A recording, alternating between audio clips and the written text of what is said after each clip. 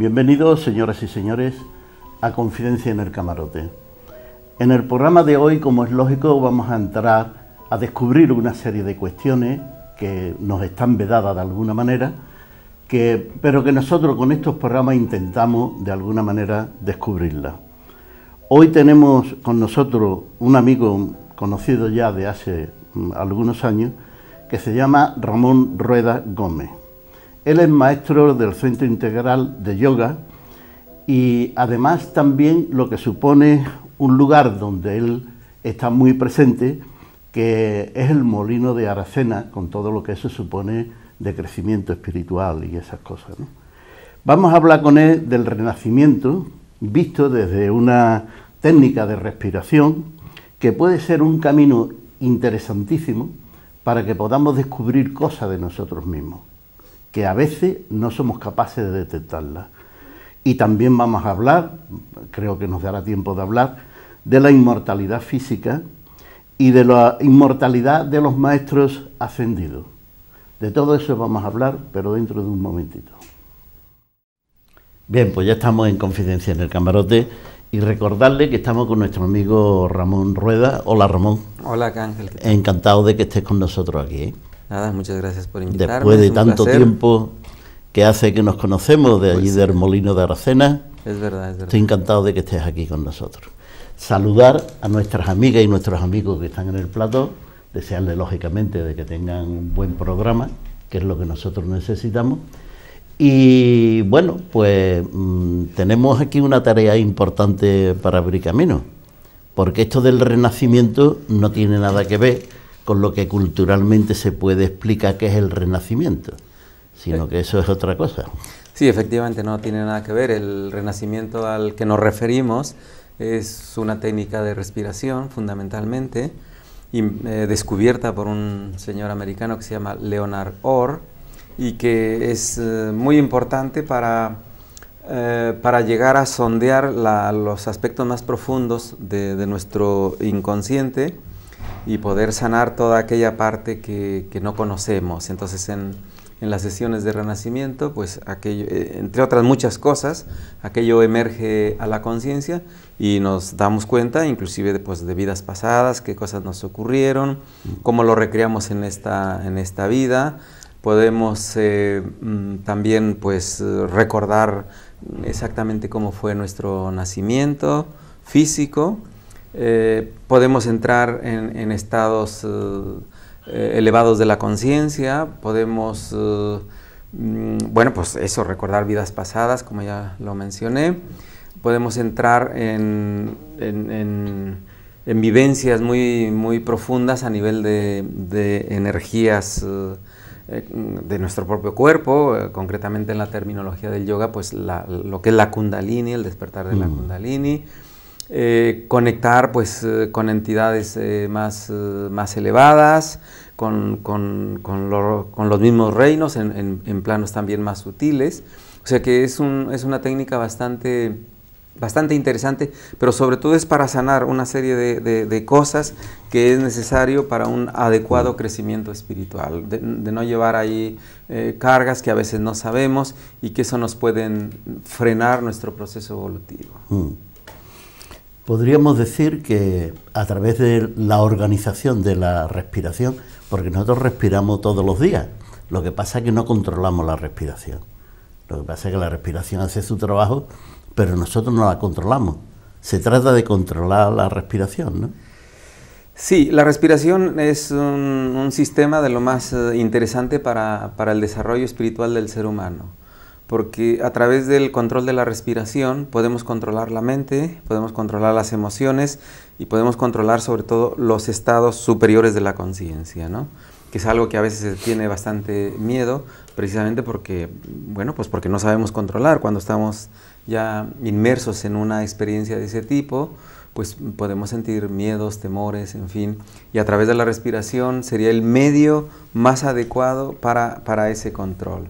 Esto desde la visión del yoga, desde la visión de otro sistema también importante que se llama respiración holotrópica, que fue también otro descubrimiento de otro psiquiatra que se llama Grof, Stanislav Grof, Entonces, todas estas técnicas de respiración van muy en conexión con, quizá deberíamos de aprender realmente a respirar. Aparte que respirar adecuadamente nos evitaría muchas enfermedades, muchos trastornos, muchos pensamientos negativos y sobre todo desde la visión de la espiritualidad en general, es muy rápido para alcanzar estados superiores de la conciencia. Entonces el Renacimiento utiliza una técnica de respiración que tiene varios nombres. Se llama respiración conectada, se llama respiración circular, respiración intuitiva, porque, bueno, pues es una técnica y entonces la sesión en sí, una sesión de renacimiento, dura pues 1 hora, 1 hora y cuarto, una cosa así. Y en ese tiempo de estar respirando con esta técnica, que es muy sencilla, en algún momento dado la puedo indicar, se desarrolla lo que es un ciclo energético en nuestro cuerpo. Ese ciclo energético en un momento dado, digamos, eclosiona, por decirlo así, explota y es cuando uno entra en esos estados mucho más elevados, pero con base en que hay una energía base por la propia respiración, que en el yoga a esta energía le llaman prana. Prana significa o se traduce como energía vital, que no es la energía del oxígeno y de ningún otro componente que hay en la atmósfera, sino son cargas eléctricas que ahora quizá la investigación científica ya puede un poco definir. Antiguamente pues no, solo lo conocían más los yogis. Y entonces es un tema sumamente importante para el desarrollo espiritual. Y es rapidísimo, lo que ocurre que es un poco poderoso, por eso a veces quizá hay cierto miedo, ciertos temores, porque va a hacer efecto, es decir, porque es algo real, porque uno ahí no se puede escabuir una vez que ya la energía está puesta en movimiento, ya tienes que entrar en lo que tu ser interior te guíe o te tenga preparado para ti, ¿no? O sea, es un sistema muy interesante, muy interesante, ¿no? Interesante porque la técnica debería en primer lugar de impedir que el pensamiento siga trabajando, ¿no? Porque el pensamiento te lleva a otros horizontes absolutamente distintos, ¿no? Sí, bueno, es una de las cosas que se puede controlar precisamente con la respiración, aparte ya del propio sistema del renacimiento, que en el yoga, pues como yo me dedico hace muchos años a este tema, es no solamente controlar la mente, las emociones, como he dicho, sino también hay una vía del yoga que se llama el tantra, el tantrismo, que también ayuda a controlar, por ejemplo, pues la eyaculación, ¿no? Es decir, la persona puede tener un control, algo que a todo mundo nos pasa, que es muy difícil si no tenemos un conocimiento y unas técnicas apropiadas, pues que no podemos controlar sencillamente, ¿no? Entonces, a través de la respiración la respiración es la clave de la vida en todos los sentidos. Y de hecho la vida empieza ya a nivel independiente, pues con una primera inspiración. Claro. Y curiosamente termina con una última exhalación, ¿no? Y en el yoga y el tema de los maestros inmortales, que luego vamos a hablar, o de la inmortalidad física, este tema de la respiración, ellos descubrieron cosas increíbles que la ciencia actual aún no ha llegado a descubrir, todo lo que ellos pudieron descubrir con relación a los efectos, a todo lo que sucede en nuestro cuerpo en planos mucho más sutiles cuando se trabaja adecuadamente la respiración. Y bueno, y estas técnicas son asequibles para todo el mundo, sí, sabiendo llevar y teniendo un conocimiento y una experiencia base adecuada, suficiente. Para eso, lógicamente, hay que hacer un curso porque lógicamente ese trabajo de cómo dominar la respiración habrá que hacerlo con alguien que te dirija, que te lleve y que te ayude, porque en solitario me parece a mí que es difícil llegar a esas conclusiones que tú estás hablando. Sí. No, además no se recomienda que se haga solo, nunca se recomienda que estas sesiones se hagan solo, tiene que tener un renacedor, una persona que está formado en este sistema y que tenga bastante experiencia para que te pueda dar lo que se llama el espacio de seguridad adecuado y la persona realmente pueda profundizar. Se trata de eso. Uno solo no, porque en cuanto uno siente ciertas cosas que uno no puede controlar, pues te puede retraumatizar o simplemente cortar la experiencia y entonces nunca se recomienda hacerlo. Y te puede llevar por otros conductos, ¿no? Te puede llevar en otros horizontes. Sí, distintos. Y que te asustes y luego volver un poco a empezar, pues puedes tener ciertos temores a ciertas fuerzas interiores que que simplemente hay que manejarlas y conducirlas adecuadamente. Y ese es, en cierta manera, parte del camino espiritual. Es decir, cuando uno evoluciona en un aspecto espiritual, hay muchas fuerzas que van a emerger. Se trata de una evolución, de una transformación real a niveles interiores, no solo intelectual o de conceptos o de conocimientos. Puedes llegar a un conocimiento intelectual de qué pasa con la espiritualidad y cuáles son los elementos más importantes que te pueden ayudar por ahí, pero está claro que si no hay alguien que te ayude, si no hay alguien que ese proceso te lo explique para que tú vayas trabajándotelo, es muy difícil llegar a conclusiones definitivas en el tema de la espiritualidad. Sí, yo creo que sí, es decir, si nos basamos en estos sistemas, digamos, más contemporáneos, como es el renacimiento y la respiración holotrópica, y si vamos a técnicas mucho más antiguas como las que se enseñan en el yoga, quizá en otros sistemas también, en el Qigong, por ejemplo, en otras técnicas que deben de enseñarse adecuadamente la respiración, pero el yoga en sus 8 pasos originales, conocido como Ashtanga Yoga, el cuarto paso es precisamente el control de la maestría, la práctica de la respiración. Y entonces es ahí donde los yogis alcanzaron un desarrollo increíble acerca de los efectos de la respiración a niveles más sutiles. La cuestión está en que la respiración no solo afecta a nuestro cuerpo físico en sí, sino que ellos descubrieron que hay otros cuerpos, como el cuerpo pránico, que es un cuerpo energético, y que si ese cuerpo no funciona adecuadamente, y de hecho se llama pránico porque está constituido más de esa energía sutil, entonces llegaron, como he dicho, a una serie de conocimientos mucho más profundos que nos ayudan a entender más claramente qué es esto del desarrollo espiritual. El desarrollo espiritual está basado también en un proceso biológico, en un proceso energético y en un desarrollo y una estimulación de sistemas más sutiles, como son el sistema de chakras que descubrieron los yogis, que hay 7 centros principales, se llaman chakras o ruedas porque son centros de energía que a lo largo de nuestra... En el cuerpo. En el cuerpo. A lo largo de nuestro cuerpo hay 7 centros importantes. Y hay un eje central que físicamente se corresponde con nuestra médula espinal, que le llaman canal central, y por ahí va a ascender esa energía especial que los yogis descubrieron como Kundalini. Todas estas potencialidades actualmente se manejan con cierta facilidad porque ya se conoce bastante, se pueden explicar sin ningún problema. Lo único que ocurre es que no hay aparatos, que los científicos no han inventado aparatos pues para cuantificar, para medir esas cantidades de energía y todo eso. Ya hay bastante investigación, pero no la suficiente a la que... Es que hay una distancia grandísima entre lo que es lo físico y lo que es lo espiritual. Lo espiritual es difícil medirlo, cuantificarlo. Es muy difícil. Muy difícil. Es muy difícil.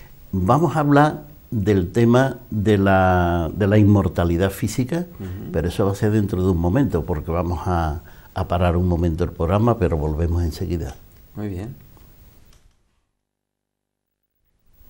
Bien, pues estamos de nuevo en Confidencia en el Camarote y recordarle que estamos con nuestro querido amigo Ramón Rueda.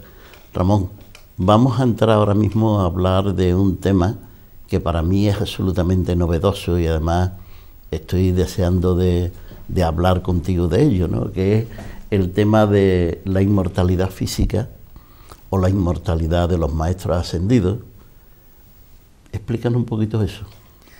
Sí, bueno, ciertamente es un tema, creo yo, muy importante, porque tenemos la creencia errónea de que lo único verdadero es la muerte, además lo tenemos ahí como una gran frase, ¿no? Y eso, lógicamente, nos condiciona muchísimo a la hora de vivir. Entonces, los yogis, y me estoy refiriendo sobre todo a un determinado tipo de yogis, que son los siddha yogis, que generalmente vivieron en la zona sur de la India, aunque también hubo siddha yogis en la zona norte, pero generalmente ellos desarrollaron este sistema en la zona sur de la India. Bien, ellos descubrieron que hay una serie de cuerpos en nuestra naturaleza humana que no mueren. Ellos hablan de un cuerpo de luz. Ellos hablan de 3 cuerpos distintos, pero hay un cuerpo de luz que precisamente lo llaman un cuerpo inmortal, ¿no? Entonces ellos descubrieron a lo largo el yoga es un sistema muy antiguo, se habla de miles de años, y ha sido un sistema que se ha mantenido vivo a lo largo de estos miles de años.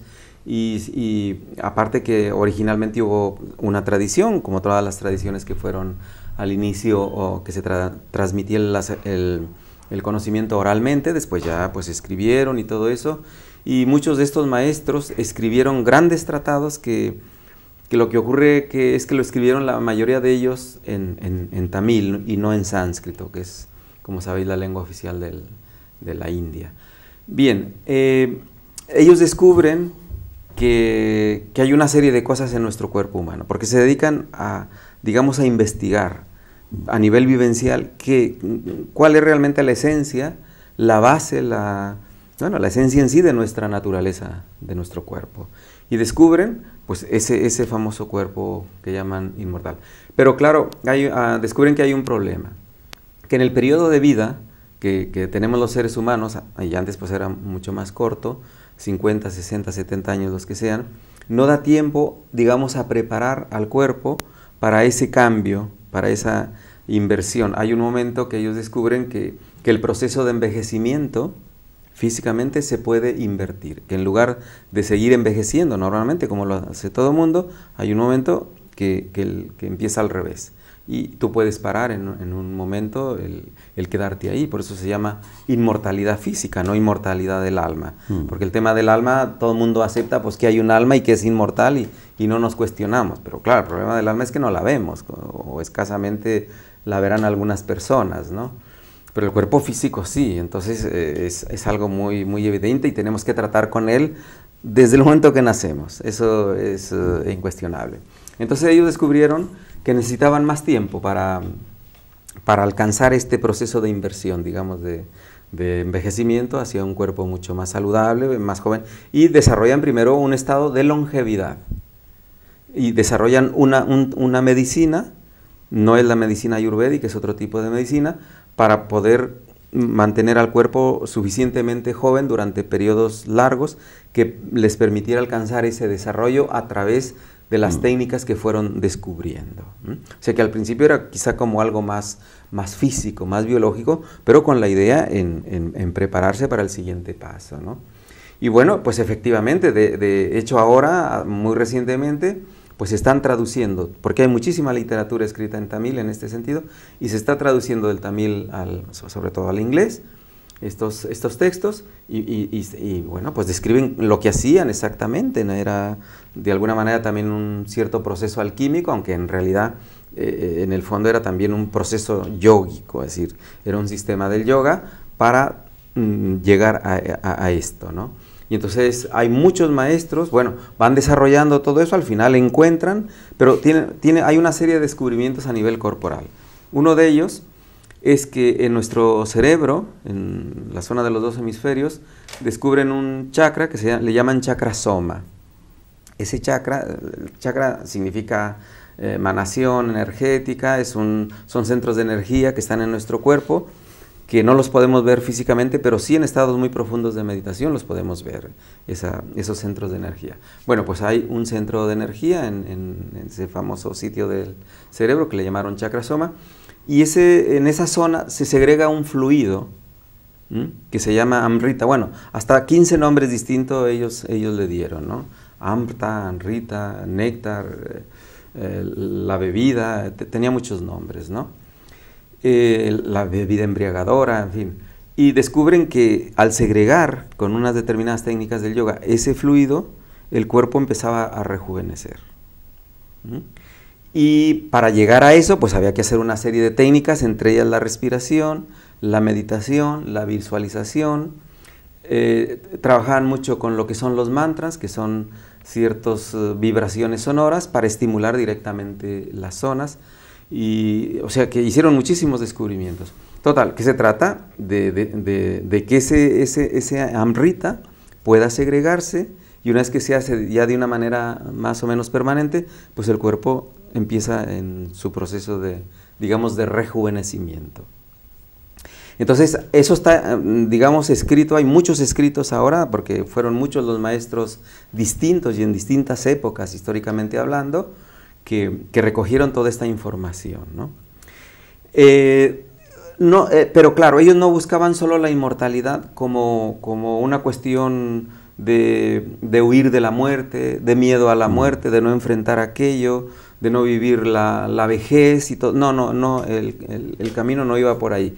Ellos querían llegar a la liberación, que es lo que hablamos, a la iluminación, a la ascensión en este cuerpo físico. Esa es la enorme diferencia con otros sistemas espirituales.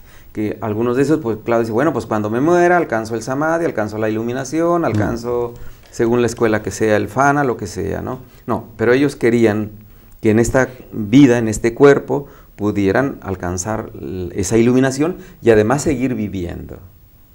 Pero no solamente alcanzaron eso, sino que ellos se dieron cuenta que a medida que tú mantienes una salud adecuada, entras en lo que ellos llamaban el gozo supremo. Ya desde la antigüedad, uno de los famosos libros de ellos, el Rig Veda, hablaba de que en el principio era el placer. Recuerden, Cristo dijo, en el principio era el verbo y el verbo era con Dios. Para ellos en el principio era el placer.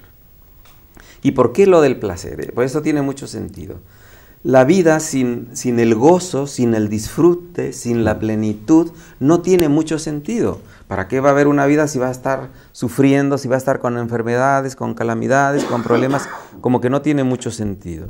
Entonces cuando ellos entran, porque los estados evolutivos desde la visión del yoga es desde el disfrute siempre. Es decir, si la persona es feliz, y no feliz como lo vemos aquí, es que ellos llegaron muchísimo más allá, por eso expresan ese estadio de plenitud con esta expresión que se llama gozo supremo. Y ellos dicen que como referencia, dado que el ser humano donde más disfruta es en el momento de las relaciones sexuales, en el momento del orgasmo, pues ellos hablan del orgasmo cósmico, para que tengamos una idea de que iba muchísimo más allá de lo que la persona pues vive, ¿no?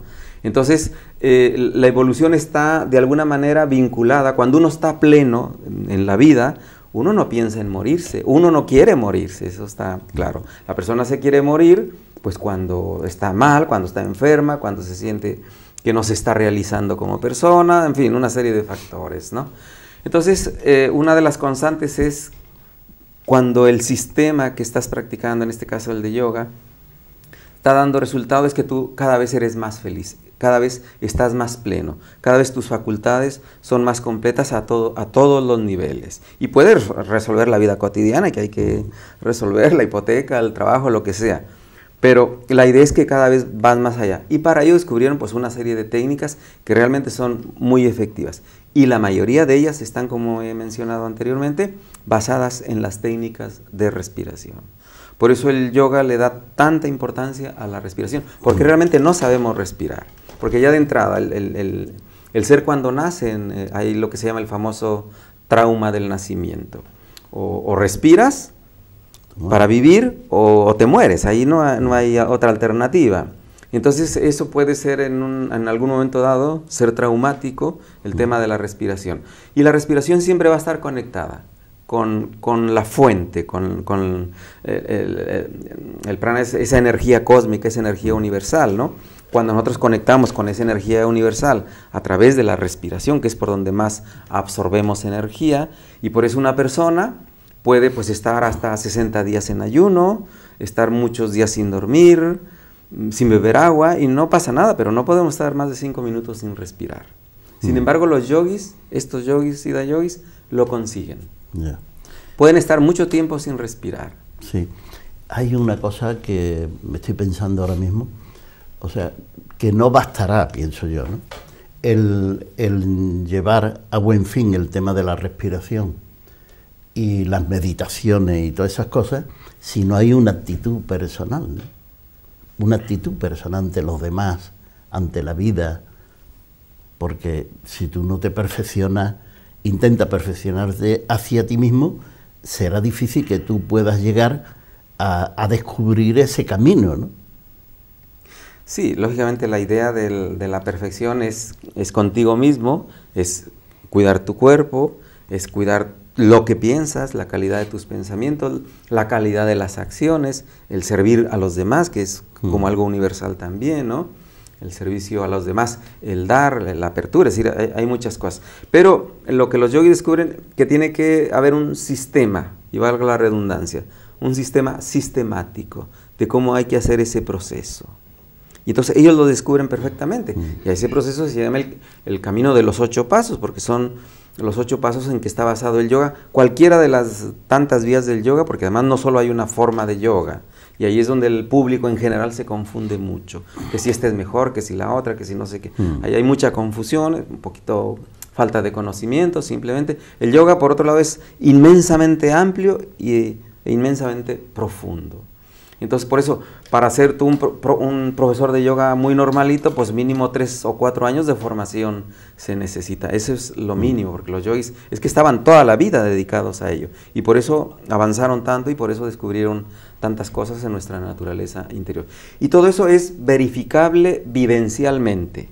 Y esto es lo bueno, es decir, cuando a ti te pasan ciertas cosas, bueno, me lo estoy imaginando, me lo estoy inventando, o qué me ocurre, o estoy en un estado de ilusión ahí. No, tú puedes verificar cuantas veces sea necesaria que la experiencia que estás viviendo es real, porque no se trata de engañarse más el ser humano, sino se trata de ir, la palabra yoga significa, viene del sánscrito yu, que significa unión, es ir alcanzando un mayor estado de unidad, tanto a nivel interior como con el exterior.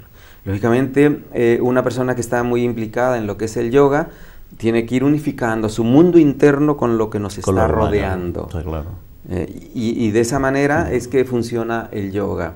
Y el yoga funciona en 2 bases importantes. Una, la experiencia y el conocimiento. Pero ellos le dan tanta importancia al conocimiento como a la experiencia.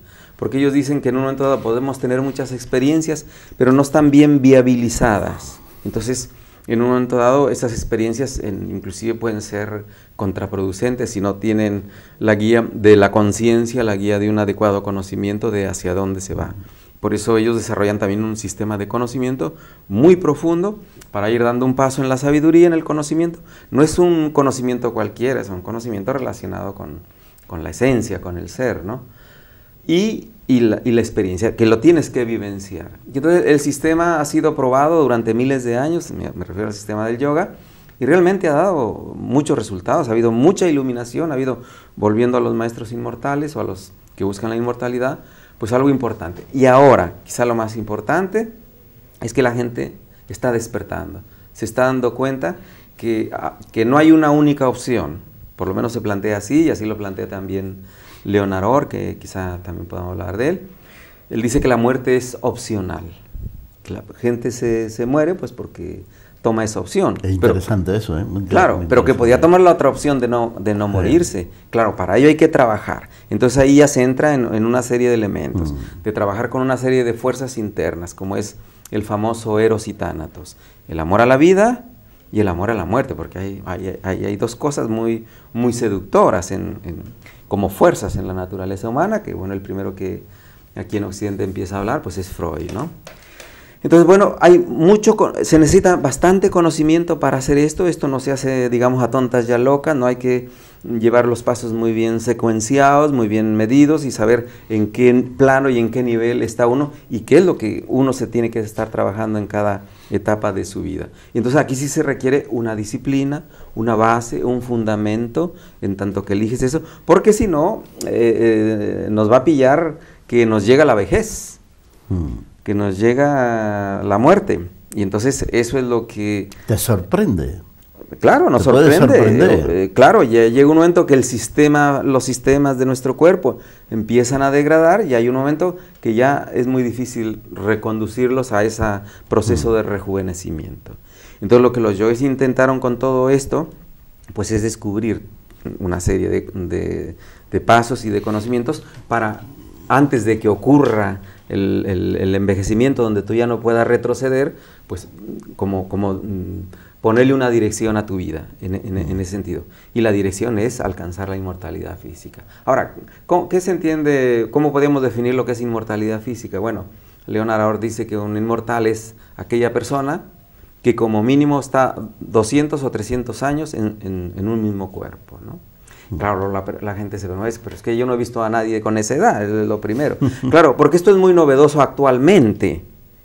Pero, por ejemplo, Leonard Orr, que va todos los veranos al molino, él está un mes ahí, sus técnicas y sus enseñanzas son en este sentido de la inmortalidad física. Lo que nos enseñan estos maestros inmortales, que hay muchos, yo puedo dar algunos nombres, porque no se conocían, no eran conocidos. Por ejemplo, hay un gran maestro, bueno, el que más conocido es Babaji, porque él toma, claro, ya no podemos decir nace, sino que toma distintos cuerpos y va apareciendo, y ha aparecido a lo largo de la historia, de hace miles de años, y él está siempre en un cuerpo, más o menos también como Saint Germain, que es quizá más conocido, y es más conocido. Pero Babaji después, luego, bueno, sí. No, es que estos son, la radio y la televisión tiene sus tiempos, y ahora tenemos que hacer un pequeño paréntesis en el programa, pero volvemos enseguida. Muy bien. Bien, pues estamos de nuevo en Confidencia en el Camarote, y recordarle que estamos con nuestro amigo Ramón Ruedas. Estamos hablando de cosas trascendentales, como es, por ejemplo, la inmortalidad física, que hemos estado hablando de ese tema. Y Ramón, en ese tema estaba yo pensando que todos esos grandes pensadores, todos esos grandes maestros que ha tenido la humanidad, andan en la misma órbita. Porque si coges, por ejemplo, las enseñanzas de Jesús, te descubren también que él habla de la resurrección en vida, que no es muerto, el que resucita en vida. Es curioso. Sí, y de hecho él lo demuestra, él resucita al tercer día, es decir, que es una de las cualidades que sí, pero él habla de la resurrección, yo tengo algún trabajo hecho sobre eso, él habla de la resurrección, de una toma de conciencia del ser humano a partir de su nacimiento, una toma de conciencia que le lleva a otros parámetros absolutamente distintos, que podríamos hablar del hombre nuevo, todas esas cosas, ¿no? Sí, llega un momento que en la evolución, en ciertos niveles, el ser humano se plantea esto, y te llega como consecuencia de tu propio proceso evolutivo. Entonces, por eso ahora, de ahora en adelante, se hablará mucho más ya en la humanidad de esta posibilidad. Y de hecho ya ha habido aquí en Europa, los alquimistas, Fulcanelli, todo el mundo ha buscado esto, que entre otras cosas, como curiosidad, sabéis, Fulcanelli ha vivido aquí en Sevilla. Por cierto, yo estuve a punto de tener una entrevista con uno de sus discípulos en aquel tiempo, Eugenio Canceliet, que vivió en París, no sé si seguirá o no. Yo después ya desconecté del tema alquimista y ya me centré en el tema del yoga. Pues ahora, Ramón, nuestros amigos y nuestras amigas que están en el plato van a hacerte unas preguntas. La primera es Charo. Buenas noches, Ramón. Buenas noches. Gracias por estar con nosotros. Yo te voy a preguntar sobre la hiperventilación, porque está claro que esa hiperventilación se usa comúnmente en el parto sin dolor. Yo la he experimentado y yo he parido a mi último hijo simplemente con la técnica de la hiperventilación. He visto nacer al niño y yo he controlado perfectamente el dolor. Pero también es verdad que muchos médicos, yo no sé cuál es la razón, dice que hay que llevar mucho cuidado porque la hiperventilación te lleva a un estado de mareo que hay que saber controlar. Entonces, ¿qué diferencia, si la sabes, si las puedes compartir, existe entre la hiperventilación que tú hablas y la que yo, por ejemplo, he experimentado y lo que sabemos, digamos, de los médicos que dicen que llevemos precaución con eso? Bien, la respiración conectada, que es una hiperventilación, y alguna otra técnica del yoga también. Concretamente en la respiración conectada, que se utiliza como base de respiración en el Renacimiento, es la respiración que hacemos los seres humanos cuando estamos en estado de sueño profundo. Es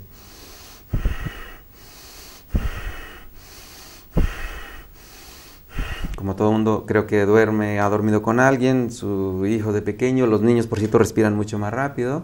Entonces esa respiración es como algo natural para limpiar, no solamente a nivel físico, sino psíquico también. Entonces es curioso que nuestro propio cuerpo tiene ese mecanismo. Y en esos momentos, en el sueño profundo, pueden ocurrir muchas más cosas, de entrar en un estado profundo de la conciencia. Lo que ocurre es que luego no nos acordamos nada o lo identificamos en todo caso como un sueño, pero lo más probable es que casi no recordemos nada de esos estadios. Entonces es una cosa natural, es decir, que de hecho no habría que tener, si a este tipo de respiración tú te refieres, no había que tener ningún temor. Ahora, la respiración conectada, sí, es exactamente una especie pues es una hiperventilación y no tiene por qué haber ningún mareo. Lo que ocurre es lo siguiente, que nosotros cuando tenemos mareo, hay una asociación que tenemos mentalmente, que quizá hay poco oxígeno, pero cuando hay mucho oxígeno, también el cerebro puede identificar como una especie de mareo. Una vez que se traspasa esa sensación que no nos resulta muy placentera, empieza todo lo contrario, sensaciones sumamente placenteras. Bueno, Leonard define un poco este sistema del renacimiento como la experiencia biológica del encuentro con Dios. Es decir, él habla de esa respiración como muy posible, es lo que la gente habla con el encuentro con Dios, ¿no? Entonces, no ocurre nada. Ahora, insisto, hay que estar guiado bajo una persona preparada, capacitada, para que en algún momento dado te pueda dar alguna indicación. Pero bueno, los renacedores, yo soy renacedor de hace muchos años, tenemos muchísimas experiencias con mucha gente y nunca, en general no pasa nada.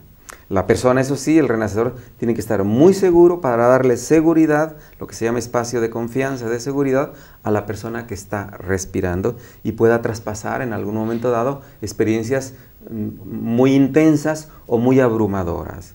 Pero realmente eso es una liberación, eso es una iluminación que sucede en esos momentos de una manera muy rápida, ¿eh? Así que no hay ningún problema, ningún... Ramón, ahora te hace la pregunta Ana María García. Hay que ser un poquito más concreto. Bueno, yo lo que veo es que algunas veces cuando nos empezamos a sentir mal, paras un poco y haces una respiración, unas cuantas respiraciones conscientes, ¿no? Parece como si te mejorases.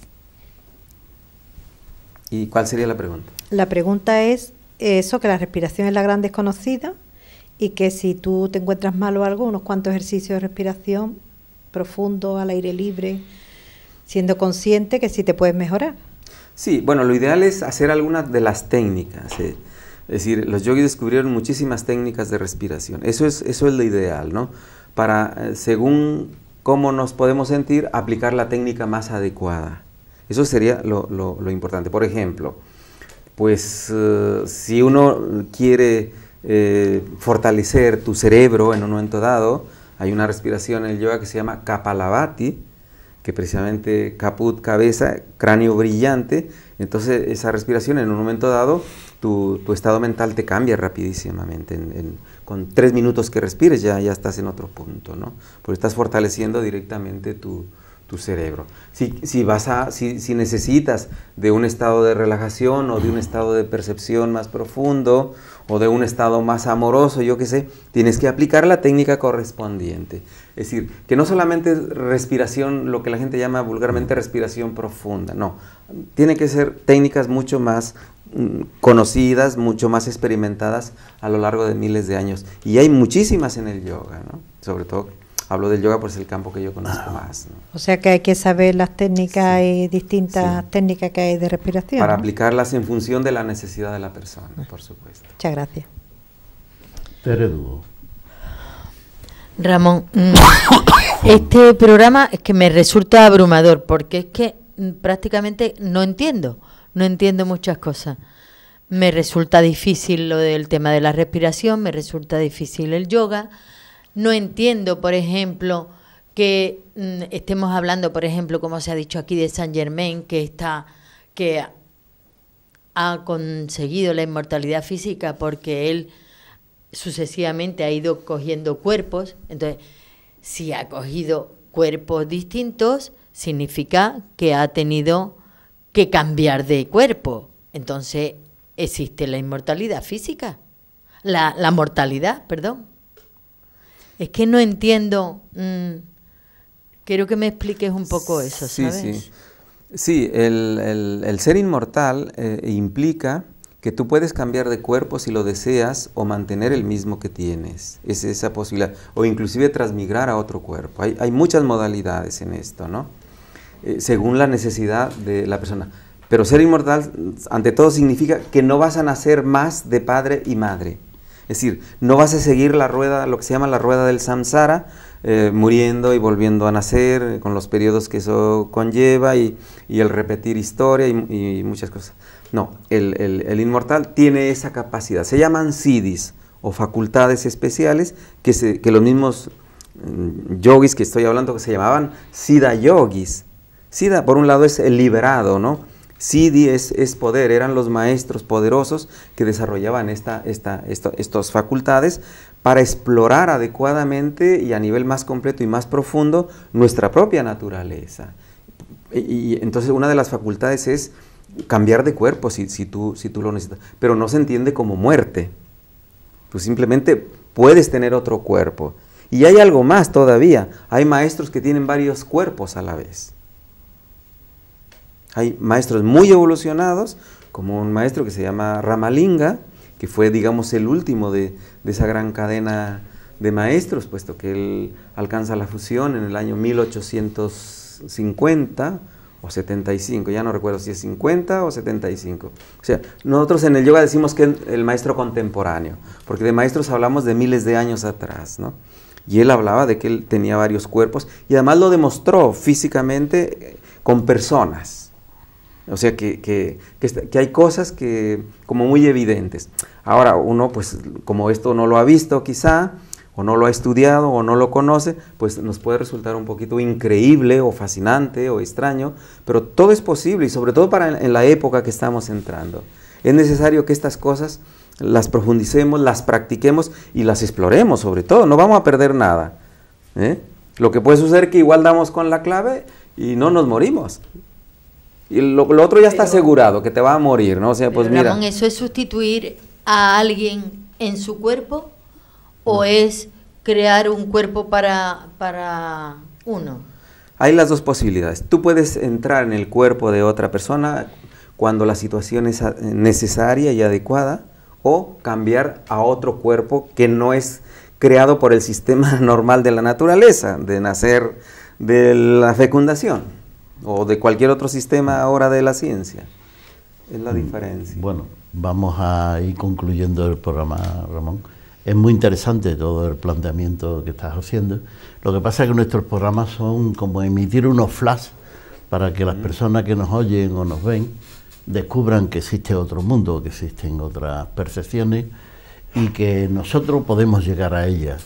Porque de todo lo que tú has hablado, creo yo que lo que está claro es que cualquier persona puede llegar a esa situación de la que tú estabas hablando. Todos tenemos las mismas potencialidades. Los yogis descubren que todos los seres humanos, todos, tenemos ese sistema de energías llamado chakras, que tenemos esa energía potencial adormecida que se llama Kundalini. Todos tenemos ese famoso centro chakrasoma, que es donde se segrega esa famosa sustancia, Amrita. O sea que es cuestión de activarla con las técnicas adecuadas, y de conocerla, y de querer hacerlo, y de tener un sentido en la vida. Porque uno, ¿para qué va a ser? La gente se asusta, y yo, ¿para qué quiero ser inmortal si me voy a aburrir? Todo el mundo se va muriendo. ¿Qué va? Una persona cuando está en ese gozo supremo, lo que menos puede pensar es en la muerte. Será un problema de necesidad, cada uno sabrá lo que necesita en cada momento. Ramón, estamos encantados de que hayas estado con nosotros y te agradecemos muchísimo tu participación. Nada, pues muchas gracias a ti. En el programa. Y cuando queráis, pues estoy a vuestro servicio. Muy bien, ya recurriremos a ti porque esa cuestión que hemos hablado últimamente hay que ampliarla un poquito más. Saludar a nuestras amigas y nuestros amigos que están en el plató, y hay que decir, que ya lo digo algunas veces, que este programa tiene un presupuesto de ingresos cero y de gastos cero. O sea, quiere decir que aquí nadie cobra nada, absolutamente nada, por trabajar aquí, ni los técnicos, ni nosotros, ni nadie, ¿eh? Lo que hacemos es regalar las ideas y regalar los programas para que la gente descubra que hay otro mundo. Pues totalmente Ese de acuerdo es nuestro con la tarea. filosofía del programa. Y también siempre hay que decir, hombre, que estos programas son posibles porque hasta aquí nuestro amigo Israel Jiménez y nuestro amigo Juan Prieto en el sonido y en la imagen. Y a nuestros oyentes y nuestros televidentes, pues decirles que la semana que viene pueden conectar con nosotros exactamente donde mismo han conectado en el día de hoy. Hasta entonces nos despedimos, si Dios quiere.